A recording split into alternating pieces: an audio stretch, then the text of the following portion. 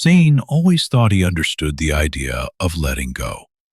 In his mid-30s, living in a bustling city and working a high-stress corporate job, he had read plenty of self-help books and motivational quotes. Phrases like "give up to gain" were plastered on his vision board and phone wallpaper. But it wasn't until he hit burnout, physically, mentally, and emotionally, that he started to question whether he had misunderstood the concept all along. He had treated letting go like an investment, as if, by sacrificing sleep, time, or comfort, he'd automatically earn happiness, clarity, or even success.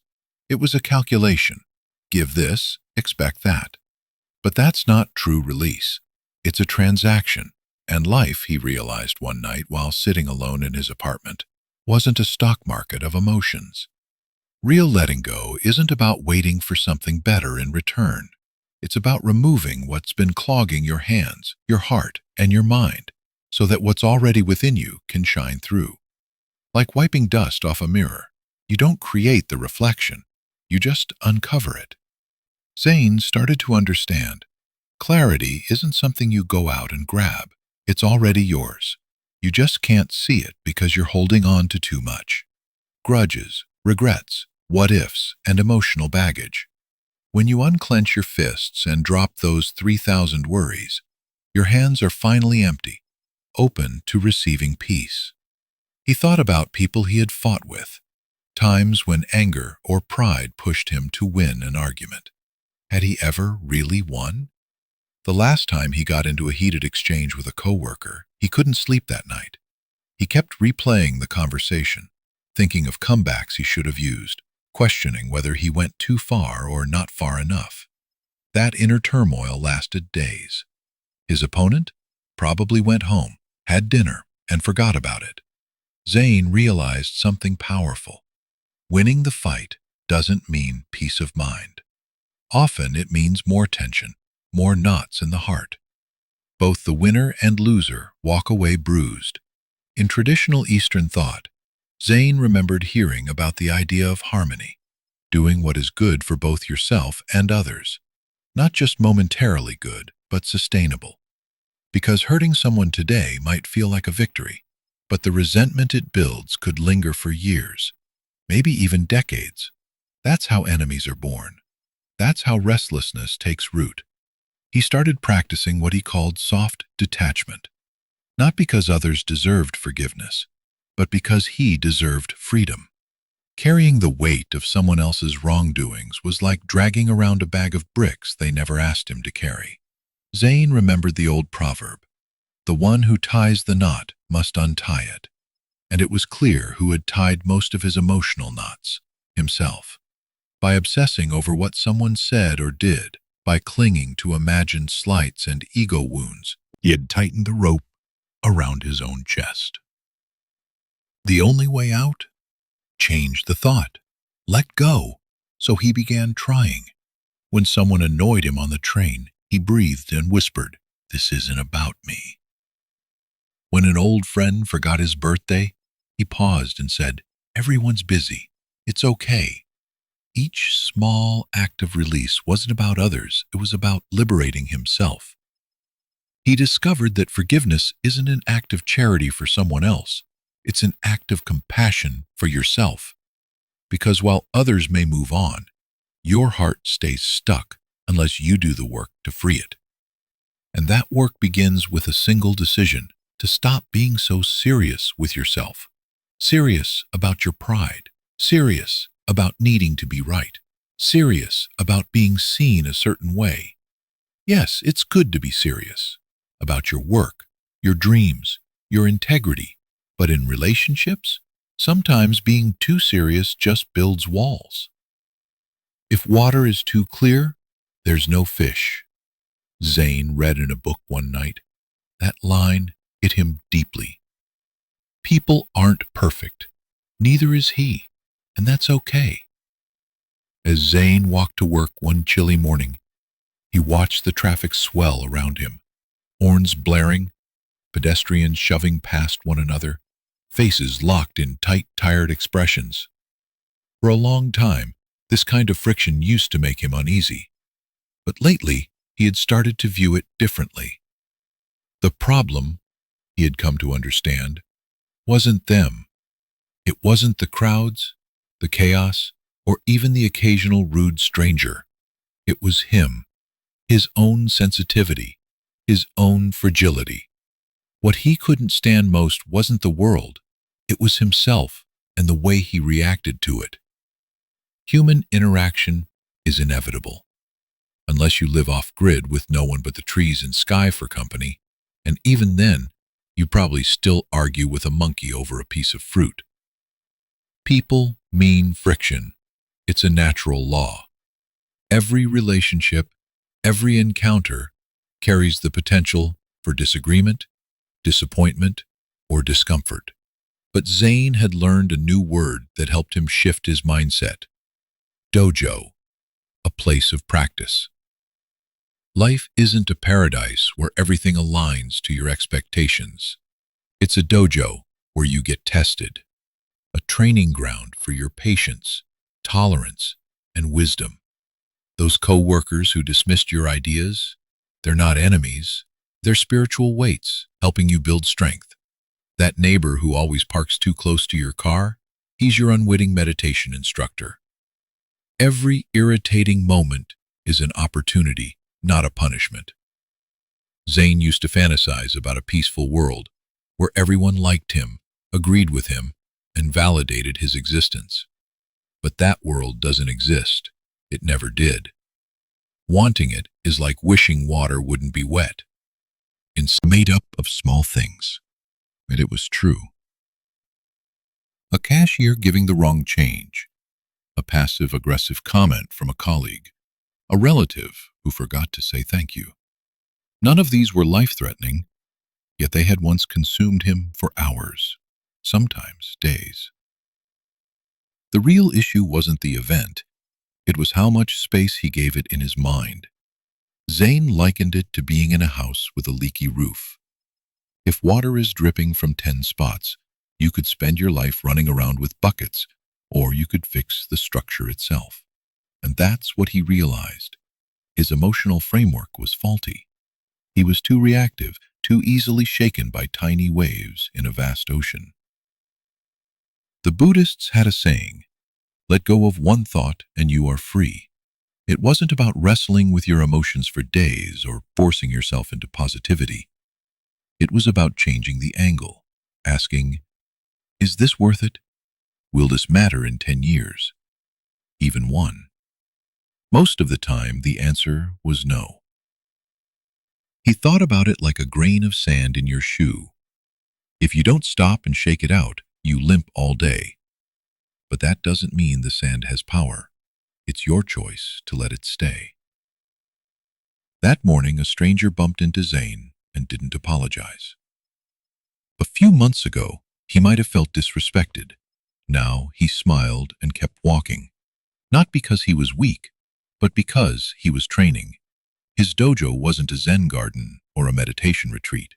It was the subway station, the office kitchen, the grocery line. It was the world, just as it is. Every friction, every sting, it was all part of the lesson. He wasn't aiming for a life without conflict. He was aiming to be the kind of person who didn't crumble in the face of it. And that, he realized, wasn't just emotional maturity. It was real strength.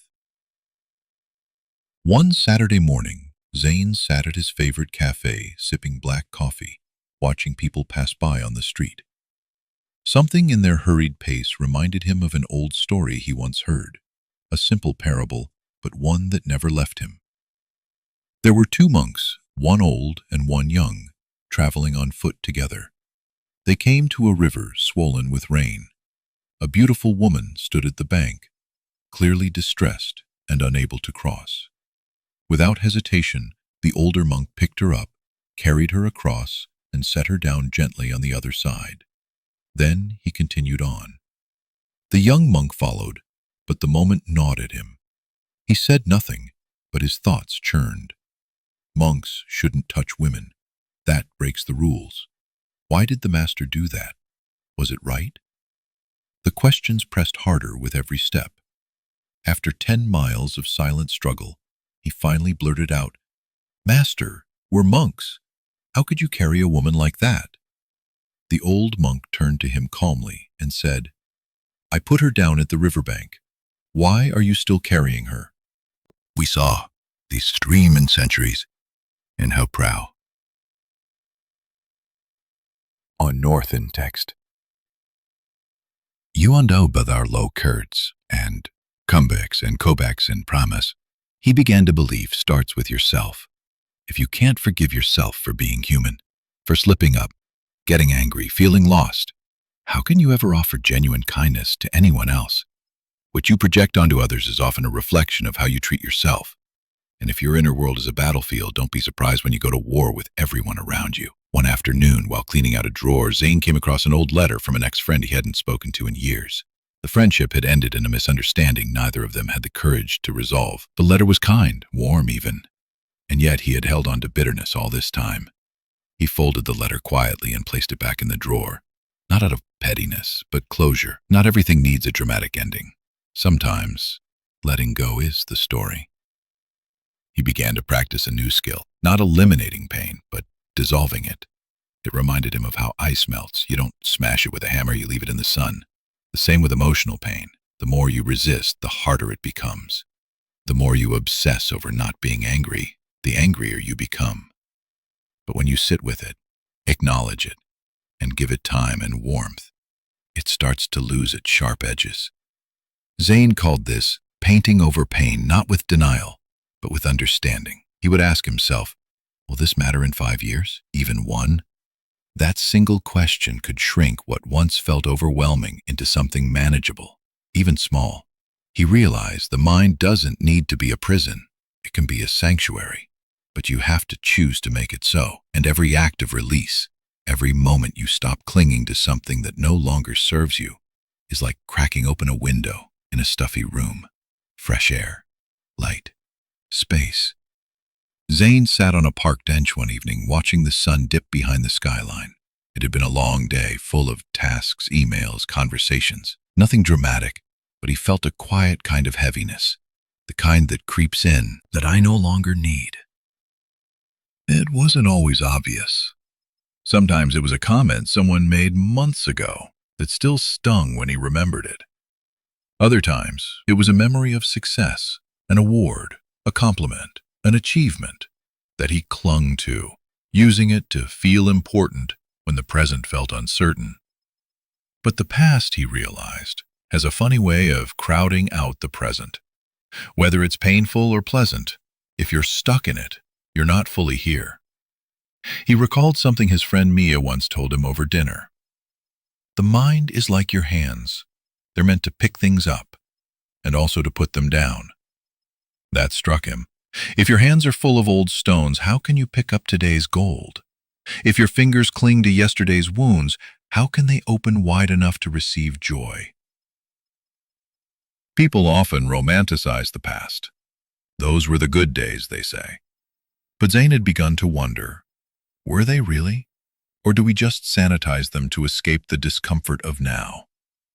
And what about pain from the past? He'd learned something vital there too. Constantly licking old wounds doesn't heal them, it infects them. Healing requires attention, yes, but also detachment.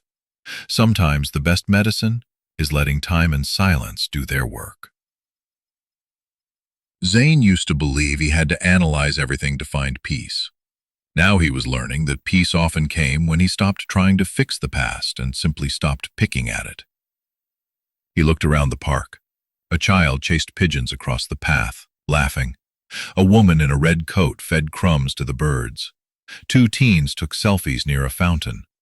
Life was still happening, fresh and unaware of what came before. The world has moved on, Zane thought. Why haven't I? He reached into his pocket and pulled out a small notebook. On the first page, he scribbled something down. Let go of the title, let go of the wound, let go of the weight. So much of our suffering, he now saw, came from importance. We treat our feelings like headlines. Zane betrayed, Zane ignored, Zane praised. But the truth is, they're just paragraphs in a long, evolving story. Not everything deserves to be a title. Not everything needs to be remembered. He had been taught as a kid that success meant holding on to status, to things, to people. But now he was realizing the opposite. Real maturity was the ability to release control, release expectations, release the idea that things should have been different. Because when you truly let go, not as an act of surrender, but as an act of strength, you make space. And in that space, life moves again. The heart softens, the mind clears, the body relaxes, and you start to notice beautiful things you couldn't before. How sweet the breeze feels against your face, how kind a stranger's smile can be, how light your chest feels when you don't carry the weight of old relationships. Not the city, but inside, he felt like an unclenched fist. That night, as he walked home under the soft glow of streetlights, he whispered a quiet promise to himself. I will let go, not once, but every day. Not because I'm weak, but because I finally understand what strength really is.